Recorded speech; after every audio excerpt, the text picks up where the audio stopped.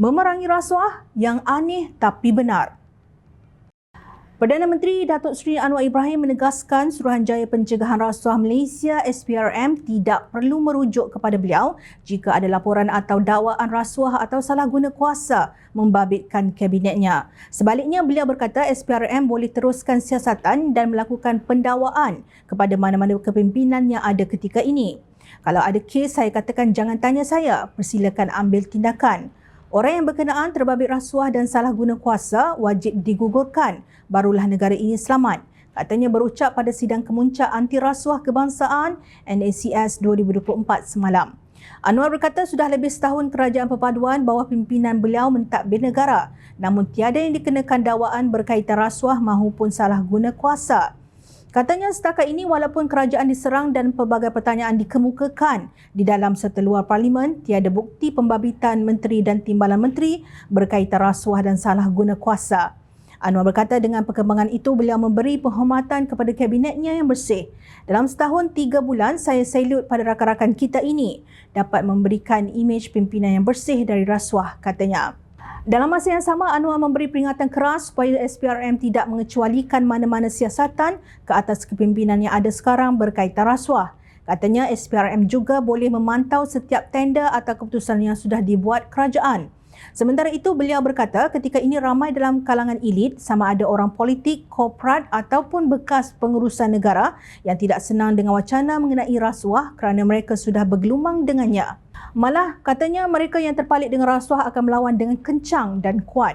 Kalau di parlimen melalak tak tentu arah, sampai ada seorang ahli parlimen ini marah sangat kerana didakwa hingga dia kata ini Perdana Menteri pun korup. Tapi apa buktinya? Apa laporannya? Tidak ada dan tidak mengapalah kerana saya dan rakan-rakan kabinet boleh jawab tuduhan, katanya dipetik BH Online. Anwar menegaskan apa yang penting semua orang perlu sedar dan memberi dukungan yang penuh kepada SPRM dan kerajaan dalam usaha melawan rasuah. Jangan sesekali merasa lemah, kalau kita merasa lemah negara ini akan hancur, katanya. Dalam perkembangan yang sama, Anwar menyatakan kebimbangan dengan kefahaman yang mendatar dan dangkal berkaitan rasuah. Kadang-kadang dia kata tak apalah rasuah, ada kes 1MDB atas pengkot itu biasalah.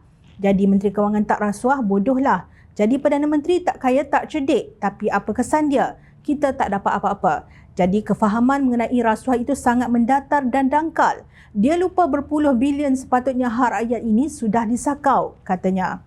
Dalam pada itu, Anwar turut mendakwa sehingga kini pembangkang masih membisu daripada menyuarakan sokongan terhadap usaha SPRM menyiasat golongan mahakaya yang dikaitkan dengan unsur rasuah. Menurutnya lebih buruk lagi apabila ada dalam kalangan parti pembangkang yang membela tokoh besar tersebut kemudian menuduhnya bertindak kerana dendam. Saya lihat di parlimen, pembangkang mengelupur seolah-olah marah, benci dan tak ada suara pembangkang yang sokong langkah membanteras rasuah. Bagi saya aneh. Saya semasa menjadi pembangkang, bila ada cadangan pemerintah berkenaan usul SPRM, saya dukung. Malah saya kata belum cukup berani tindakan yang diambil kerajaan. Baru-baru ini ada tindakan SPRM terhadap salah satu tokoh besar yang dianggap paling mahakaya. Belum ada suara daripada pembangkang, katanya. Benar, sesiapa sahaja yang terlibat dengan korupsi perlu diheret ke muka pengadilan meskipun kini tidak lagi berada dalam pemerintahan kerajaan. Perbuatan rasuah perlu dibanteras meskipun prosesnya mengambil masa. Kerajaan perpaduan di bawah pimpinan PMX mempunyai misi dan mesej yang jelas. Siapa rompak harta negara, siapa curi wang rakyat. Tidak dapat tangkap hari ini, esok mesti ditangkap. Tidak dapat esok, bulan depan. Tidak dapat bulan depan, tahun depan. Cari mereka sehingga ke lubang cacing, heret ke muka pengadilan demi maruah rakyat dan negara. Ingat, rakyat sentiasa memerhati.